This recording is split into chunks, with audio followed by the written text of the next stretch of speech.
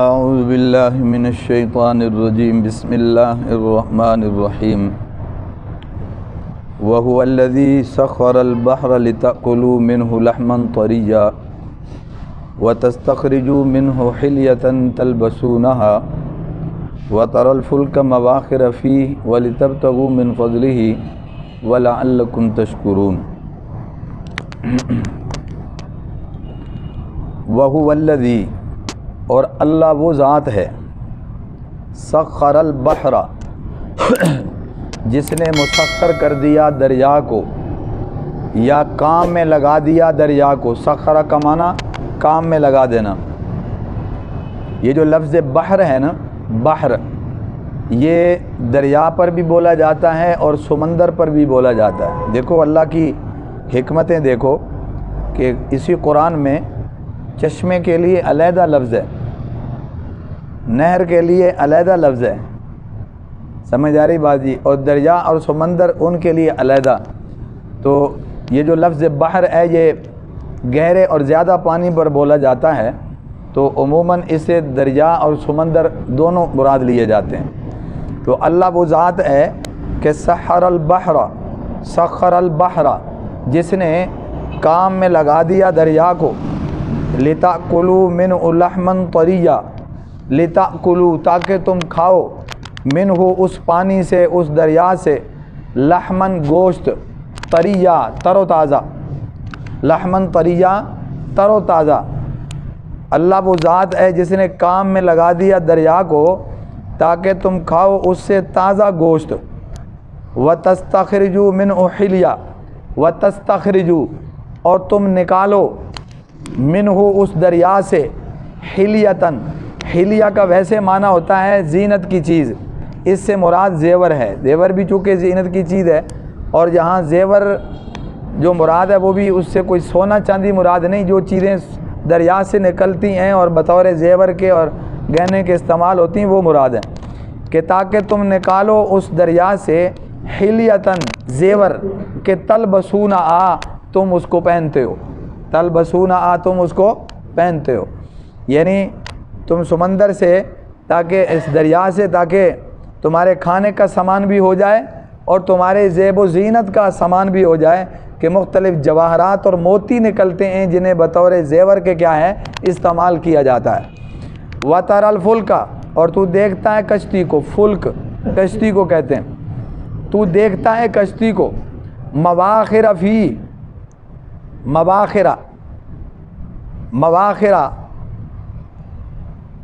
یہ لفظ جو ہے یہ ماخرہ کی جمع ہے، مواخرہ، ماخرہ کی جمع، اور معنی اس کا ہے پانی کو چیر کے چلنا۔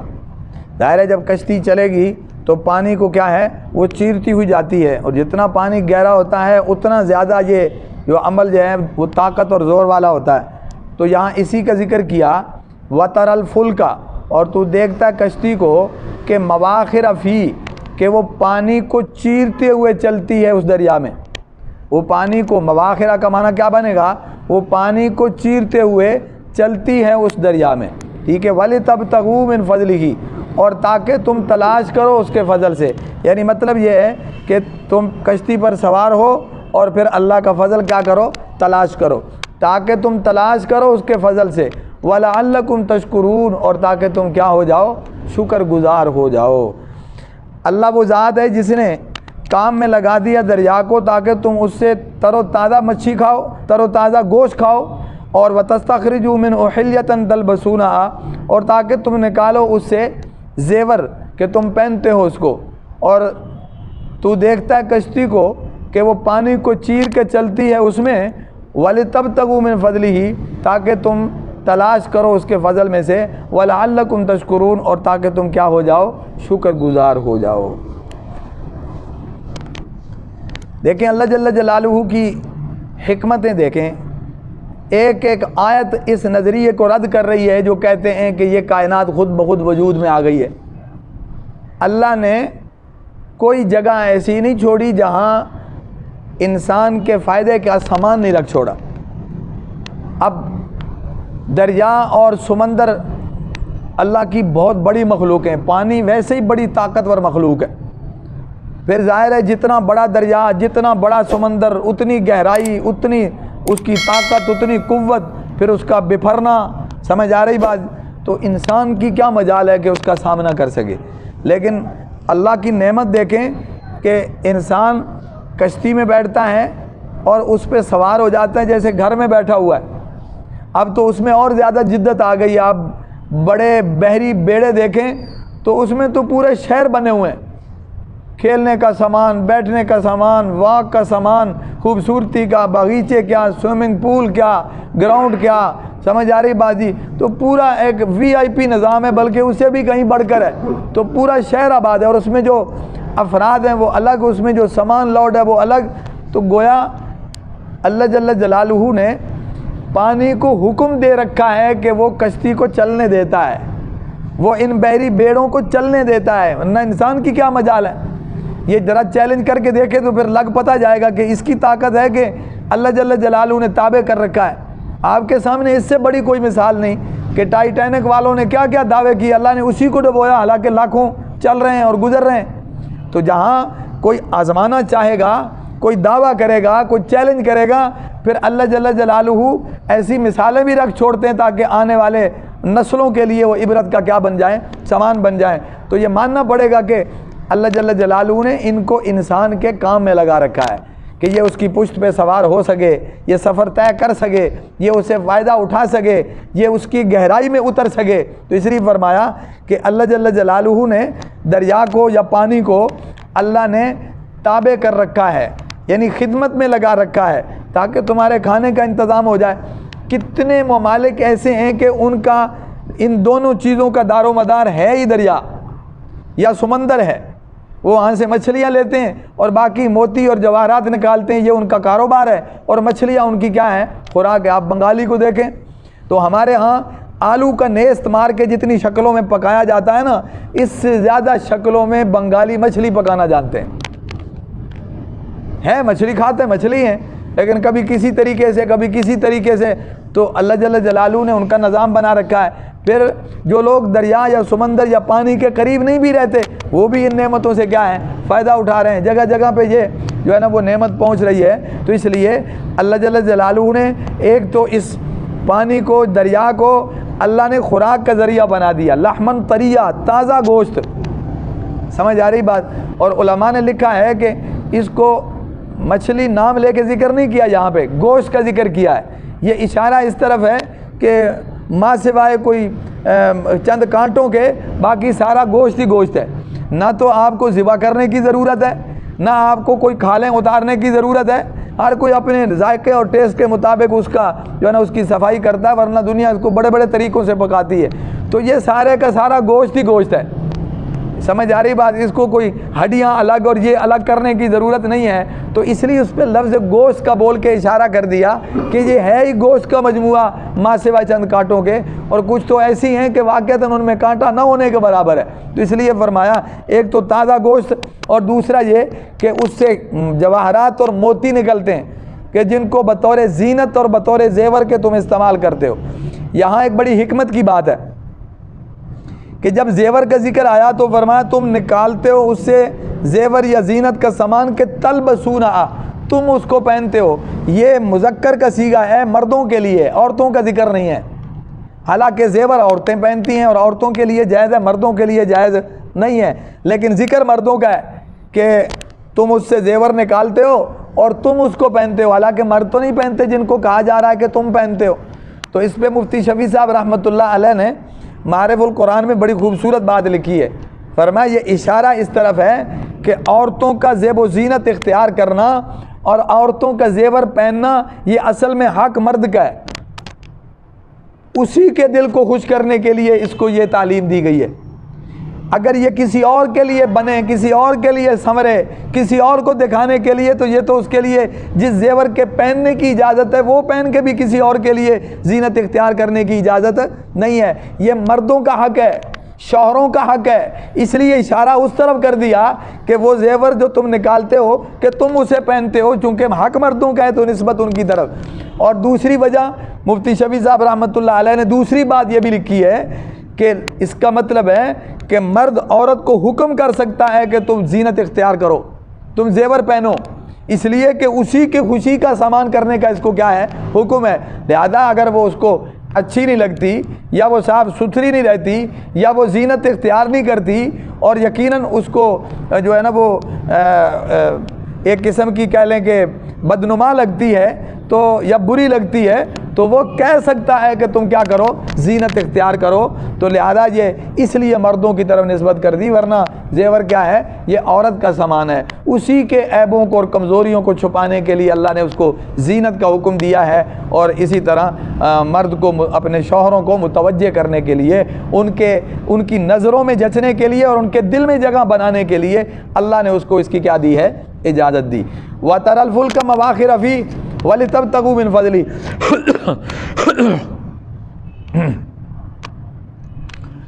پھر فرمایا تم کشتیاں دیکھتے ہو کیسے وہ پانی کو چیر کے چل رہی ہیں۔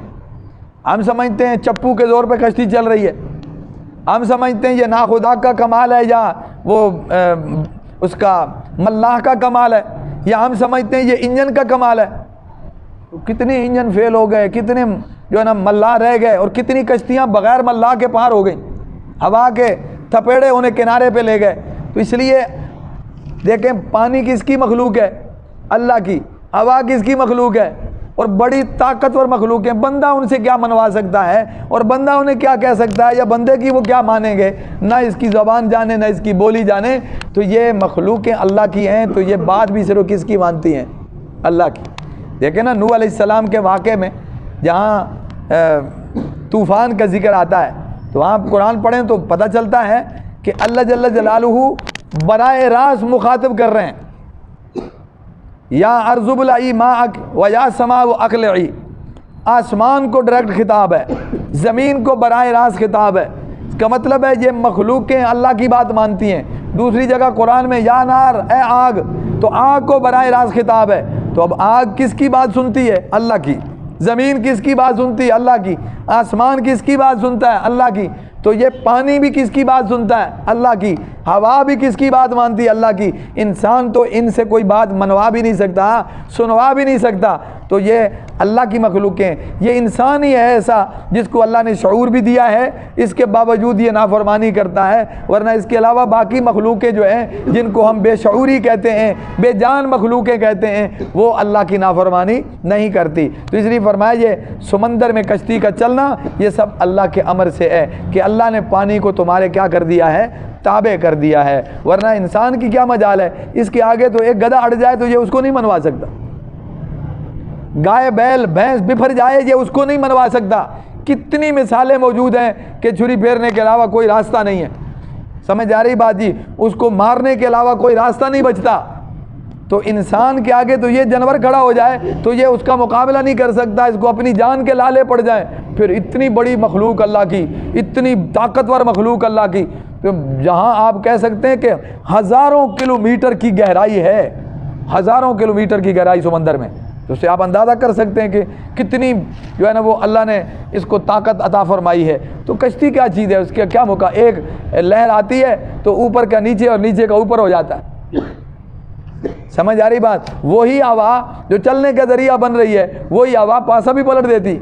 تو اس لیے یہ سب اللہ جل جلالہ کی قدرت ہے، اس کا امر اور حکم ہے، اس نے یہ انسان کے نفع کا کیا کر رکھا ہے؟ سامان کر رکھا ہے۔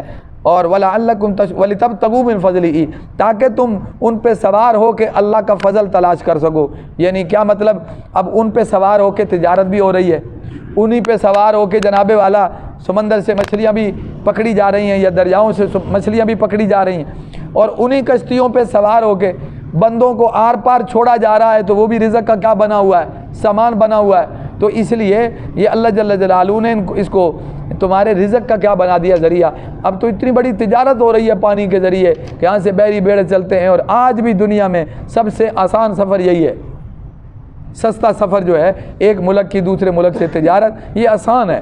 سمندر کی تجارت جو ہے یہ باقی تجارتوں کی نسبت انتہائی آسان اور انتہائی سستی بھی ہے۔ تو وَلَعَلَّكُمْ تَشْكُرُونَ، یہ اتنی بڑی نعمتیں تمہارے مقدر کرنے کا مقصد یہ ہے کہ تاکہ تم اللہ کے کیا بن جاؤ، شکر گزار بن جاؤ۔ شکر کا مطلب یہ تھوڑا ہی ہوتا ہے کہ خالی زبانی آدمی کرتا رہے الحمدللہ الحمدللہ شکر ہے، یہ مطلب نہیں ہے۔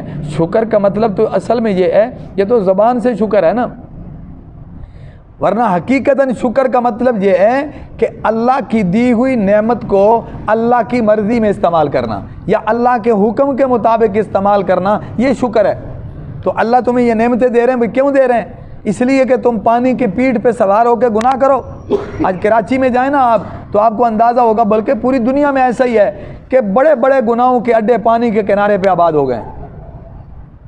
اور آپ کراچی میں جائیں تو آپ کو اندازہ ہوگا کہ جب رات آتی ہے تو پھر کشتیوں میں لوگ سوار ہوتے ہیں، اونچی آواز سے ڈک، اونچی آواز سے گانے، ایک قسم کے وہاں پہ جو ہے نا وہ گانے کی محفلیں سج جاتی ہیں، اور یہ نہیں سوچتے کہ ہم پانی کی پشت پہ کھڑے ہیں، ذرا برابر یہاں حرکت آئی تو بچنا ممکن ہی نہیں۔ انسان خشکی پہ ہو تو نہیں بھاگ سکتا، پانی پہ کہاں جائے گا؟ سمجھ آ رہی بات جی؟ اس لیے اللہ جل جلالہ فرما رہے ہیں کہ یہ نعمتیں ہم نے تمہیں بن مانگے عطا فرما دیں تاکہ تم ہمارے شکر گزار بندے بن جاؤ۔ تو جو لوگ دریاؤں سمندروں کے قریب رہتے ہیں وہ یہ نہیں کہہ سکتے کہ ہمارے رزق کا سامان کوئی نہیں ہے، اللہ نے وہاں بھی ان کے لیے رزق کا کیا رکھ دیا ہے، سامان۔ جو پہاڑوں میں رہنے والے ہیں ان کے لیے وہاں رزق کا سامان، جو جنگلوں میں رہنے والے ہیں ان کے لیے وہاں رزق کا سامان۔ سمجھ آ رہی بات جی؟ تو خشکی پہ رہنے والوں کے لیے وہاں رزق کا سامان، حتیٰ کہ جو برفیلے علاقوں میں رہتے ہیں اللہ نے ان کے لیے بھی رزق کا کیا کر رکھا ہے، سامان کر رکھا ہے۔ تو قربان جائیے اللہ کی قدرت پر کہ اس نے اپنے بندوں پہ کتنی مہربانی فرمائی ہے۔ تو اللہ ہم سب کو شکر کی توفیق نصیب فرمائے۔ صدق اللہ العظیم۔